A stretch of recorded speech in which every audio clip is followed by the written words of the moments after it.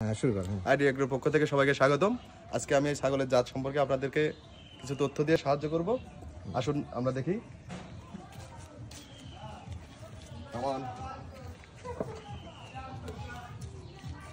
এটা একটা ফিমেল, বয়স 6 মাস। এটাকে আমরা শিরোহী এবং তুতাপুরীর ক্রসবিট হিসেবে তৈরি করছি। এই রোমান নোজ আপনারা দেখতে পাচ্ছেন, এটা রোমান নোজ পাইছে তোতাপুরীর মতো, কিন্তু সম্পূর্ণ প্যাটার্ন তোতাপুরীর মতো মুখ আসেনি। আবার কানগুলো আসছে অনেকটা তোতাপুরের কাছাকাছি। হাইট লেন্থ অনেকটা বেটার, 6 মাসের এরকম গ্রোথ আসছে। আশা করছি আমরা এটা 40 থেকে 42 ইঞ্চি হাইট হবে এবং ফিউচার 2 থেকে 3 কেজি পার ডে আমরা দুধ পাবো। আপনারা তলারে দেখলে বুঝতে পারবেন। এই দেখেন বানগুলো দেখেন, অনেক সুন্দর আছে। পিছনে যমুনা পাড়ির মতো পশম এবং দেখতে অনেক সুন্দর।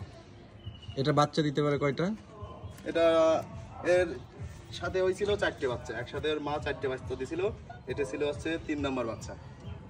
এর আর একটা আছে, সেটা একটু গ্রোথ কম আসছে। এটা আপনাদের দেখাই, একটু একটা মেয়ে বাচ্চা, ওরই বোন।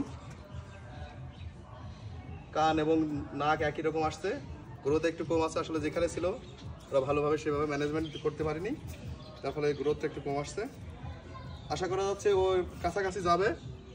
আমরা কিছু ডিওয়ার্মিং এবং লিভার টনিক দিলে, প্রপার ব্যালেন্স ডায়েট যদি দিই, আগামী মাস 2-এর মধ্যে এবার ওর মতো চলে যাবে।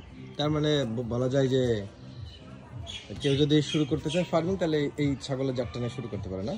ফার্মিং শুরু করতে হলে অবশ্যই আপনি প্রপার ব্ল্যাক বেঙ্গল দিয়ে শুরু করতে পারবেন না, সেটা আপনি লাভবান হবেন না। আপনাকে একটু উন্নত জাত দিয়ে শুরু করতে হবে। এর মধ্যে আপনি বাইসে একটু ক্রসবিট নেবেন, যেগুলো প্রপার ভালো দুধ আসবে। দুধের উপরে বাচ্চা ডিপেন্ড করে। আপনার ফার্মের মূল সম্পদ হচ্ছে বাচ্চা।